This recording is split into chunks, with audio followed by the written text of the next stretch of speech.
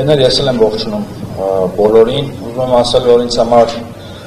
մեծ պատիվ եւ պատասխանատվություն է դառնալ ձեզնից մեկը եւ մասնակից լինել են կարեւոր գործին, որ բոլորս իրար ձեռնարկել ենք։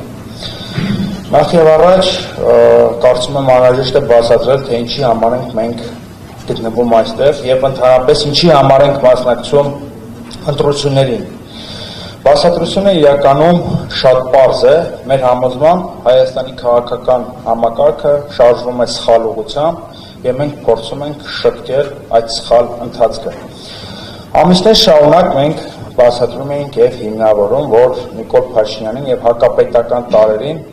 իշխանությունից հնարավոր է հեռացնել միայն ընդդիմության միավորման եւ մեկ միասնական ցուցակի ձևավորման միջոցով։ Հավակնոտ, բայց արդյունավետ այս ծրագիրը ինչ-ինչ պատճառներով կյանքի չկոչվեց, ավելի շուտ պատճառները պարզ են։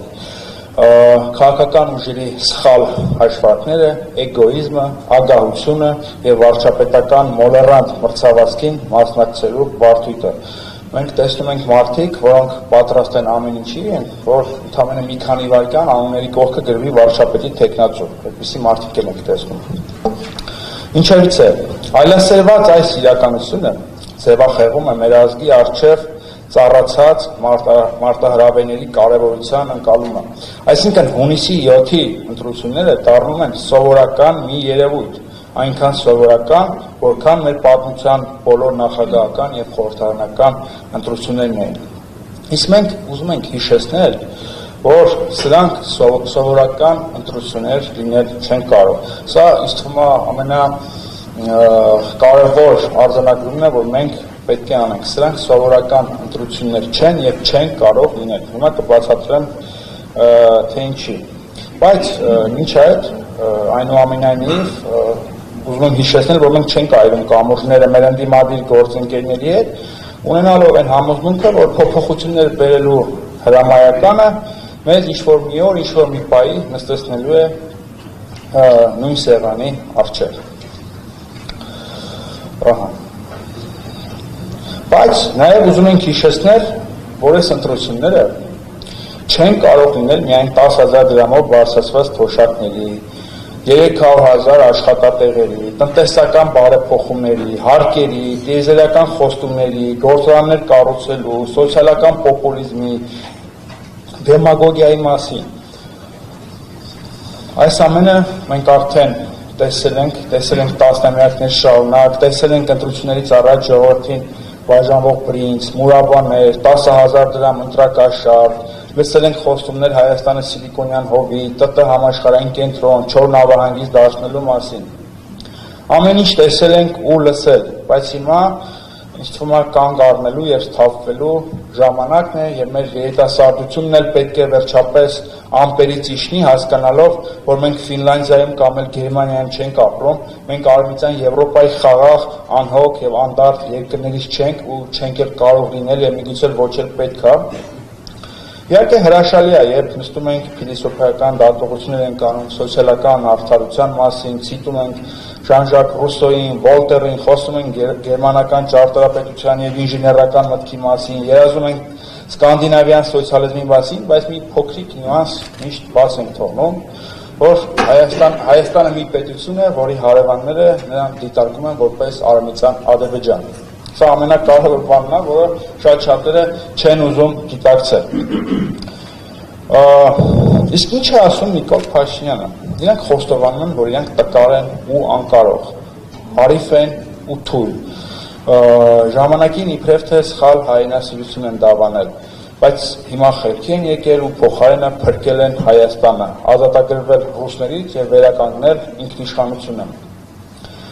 Սա շատ մարդկության պատմությանը հայտնի կառույց է, լեգիտիմության խնդիր ունեցող իշխանությունները միշտ փորձում են վերարտադրվելու ինչ-որ այլընտրանքային աղբյուրներ գտնել, դիմելով ստի, մանիպուլյացիա եւ պոպուլիզմի օգնությանը։ Նիկոլ Փաշինյանը հասկանում է, որ ինքը տեղ չունի Երրորդ հանրապետությունում։ Ավելին ինքը հասկանում է, որ հայ ժողովրդի վերջին 150 տարիների համատեքստում ինքը մերժելի եւ դատապարտելի կերպար է։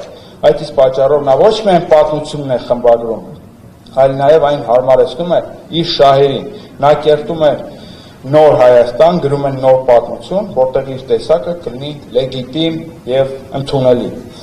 Նաև իր հետ տանում է ժողովրդի մի զգալի մասին, պոպուլիզմի դիրքերից մարդկանց գլխների մեջ ներարկելով ազատության օփյումը, թույնը։ Մարդկանց խոստանում է մի իրականություն, որտեղ իրենք ազատագրված կլինեն բոլոր տեսակի հոգսերից, պարտավորություններից, բարոյական կոդեքսներից եւ հեղինակություններից։ Փաշինյանական մշակութային այս հեղափոխության համար ամենահեշտ թիրախը թերևս Ռուսաստանն է։ Իշխանական պրոպագանդան Ռուսաստանից մի մահաբեր հրեշ է կերտել, որը իբրև թե հանձնել է Արցախը, ամեն պահ փորձում է ոչնչացնել Հայաստանը, ուզում է կործանել նրա անկախությունն ու ինքնիշխանությունը եւ մտցնել նյութենական պետություն։ Իդեպ հակառուսական այս քաղաքականության ճանապարհին Նիկոլ Փաշինյանը ապավինելով երրորդ կողմի կեղծ խոստումներին նպաստեց Արցախի հայաթափմանը եւ ոչնչացմանը։ Իսկ հիմա նորից այդ երրորդ կողմի անտեսանելի միջամտությամբ նա պատերազմ է հայտարարել Հայաստանի երրորդ հանրապետությանը, հայ առաքելական եկեղեցուն, ինքնությանը, արժեքներին եւ մշակութային միջավայրին։ Ցավոք սրտի հակառուսականության այս աղանդը ամուր գույն է դրել մեր երկրում եւ շատ մարդիկ պատրաստ են նույնիսկ Հայաստանի ապագան դնել զոհասեղանին, միայն թե այդ չար ռուսներին հեռացնեն Հայաստանից։ ԿՊԱ-ականները ժողովրդին կեղծ խոստումներ են տալիս խաղաղության, լավ ապրելու, ինքնիշխանության, ԵՄ անդամ դառնալու, ԱՄՆ-ի հետ ռազմավարական դաշինք կնքելու մասին, բայց իրականում նրանք բացում են զորյանական ձևակերպմամբ հայոց բերդի դարպասները թուրքական փափուկ ուժի եւ մշակութային էքսպանսիայի առջեւ։ Թուրքերն ու ադրբեջանցիները հաղթելով հայերին ռազմաճակատում հիմա էլ փորձում են նրանց ծնկի բերել կեղծ խաղաղության։ Շատերիդ մոտ իհարկե կարող է հարց առաջանալ, թե ինչպես է սա հնարավոր։ Փափուկ ուժի ներգործությամբ եւ ԿՊԱ-ականների շուրթերով մեզ համոզում են, թե մենք վերջին 150-200 տարիներին սխալ ենք ապրել։ Իրականում չպետք է ապստամբեինք Օսմանյան կայսրության դեմ, որպես հավատարիմ միլետ չպետք է դավաճանեինք թուրքերին, անցնելով ռուսների կողմը։ Մեզ համոզում են, որ մենք ենք մեղավոր, որ ցեղասպանվել ենք։ Մեզ բացատրում են, որ Ղարաբաղյան շարժումը սխալմունք էր, հրահրված ԿԳԲ-ի կողմից եւ այլն։ Ահա թե ինչու ենք մենք ուզում մասնակցել ընտրություններին։ Ուզում ենք հիշեցնել, որ հունիսի 7-ը 10,000 դրամով բարձրացված թոշակների եւ 300,000 աշխատատեղերի մասին չէ։ Իրականում հունիսի 7-ը Հայաստանի որպես անկախ եւ ինքնիշխան պետություն լինել չլինելու մասին է։ Լինել չլինել պետք չէ պատկերացնել որպես մեկ օրվա աղետ, այսօր կա, վաղը չկա։ Այդպես չի։ Անունով այն կարող է մնալ, բայց խոսքը անվան ձևական գոյության մասին չի, այլ բովանդակության։ Բովանդակություն, որը փտում է, եւ հիմա մենք ինքներս մեզ պետք է հարցնենք, այս տարածքը մնալու է որպես հայերի պետություն, թե փոխակերպվելու է Արևմտյան Ադրբեջանի, կամ էլ թուրք, ադրբեջանական, ռուսական ազդեցության բաժանված գոտիների է բաժանվելու, որտեղ մնացած փոքրաթիվ հայ բնակչությունը կամ բնակչության միակ առաքելությունը լինելու է ազդեցության այդ գոտիների իրական տերերին սպասարկելը։ Սա է լինելու թուրքերի հետ այդքան երանելի ձեր առևտրի վերջաբանը։ Պուտինին հայոյելով, ասֆալտ անելով, կեղծ խաղաղության խոստումներով, թուրքերին միջանցք նվիրելով եւ ընդհանրապես այս կեղծ ակտիվիզմով Հայաստանը չի կարող ինքնիշխան լինել։ Ինքնիշխանությունը պետք է ամուր սյուներ ունենա։ Իմ համոզմամբ ամենաառանցքային սյունը մշակութային միջավայրն է, այսինքն մեր ինքնությունը, այսինքն այն ամենը, ինչը մեզ քաղաքական հայ է դարձնում եւ ստիպում ձգտելու ազատության եւ անկախության։ Քաղաքական հայի մշակութային միջավայրի կենտրոնում ցեղասպանության հիշողությունն է։ Ղարաբաղյան շարժումը որպես հայի պայքարի եւ դիմադրության խորհրդանիշ։ Հայ առաքելական եկեղեցին եւ նախնիների ավանդած արժեքները։ Եթե փլուզում ենք այս սյունը իր բոլոր տարերով, ապա ինքնիշխանությունը դատապարտում ենք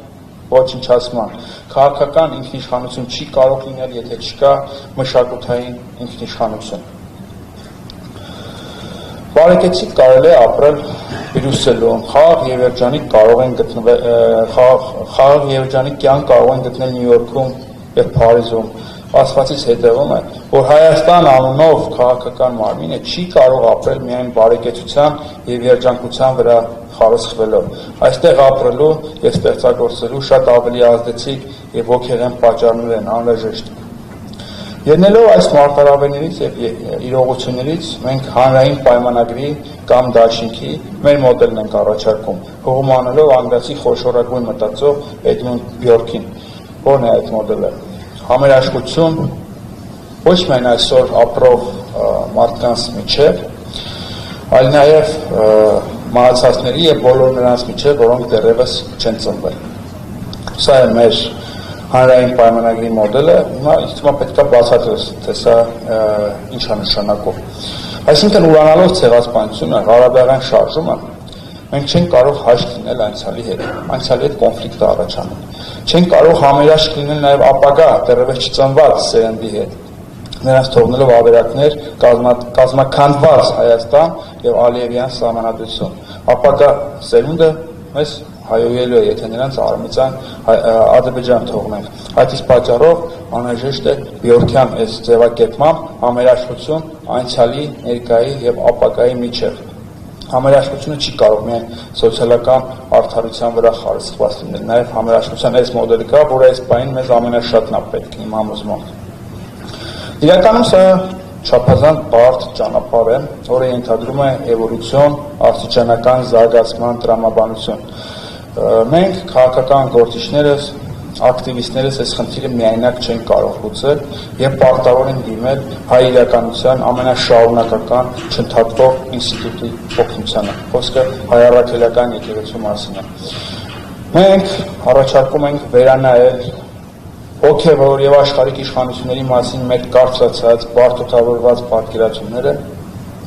մեծացնելով հայ առաքելական եկեղեցու դերը մեր հանրային կյանքում։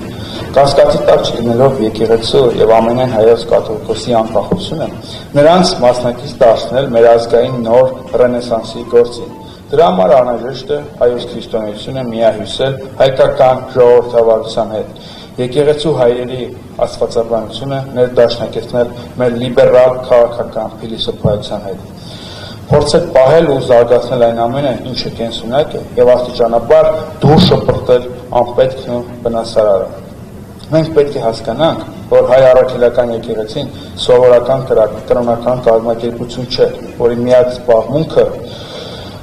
պատարակ մատուցելն է կամ աղոթելն է։ Հայ եկեղեցին Հարավային Կովկասում հայկական պետականություն ստեղծելու առաջնային եւ առանցքային դերակատարներից մեկն է, ինչը նրան փայատել է դարձնում Հայաստանի Հանրապետության։ Ես այսպես եմ պատկերացնում մեր ընթացքը, իսկ ժողովրդին էլ առաջարկում եմ պայքար եւ տքնաջան աշխատանք այդ ազատության կեղծ օփյումի փոխարեն։ Ուրացումը, դավաճանությունը, երեսպաշտությունը, միայն օրվա հացով ապրելը, ազգային խրախճանքներով եւ փառատոներով փոխարինելը ոչ խաղաղություն է բերելու եւ ոչ էլ բարեկեցություն։ Ազգային ռենեսանս լինելու է, հայ ժողովրդի ստորացման այս ամոթալի էջը փակվելու է, ռեմոնտադան հնարավոր է։ Շնորհակալ եմ։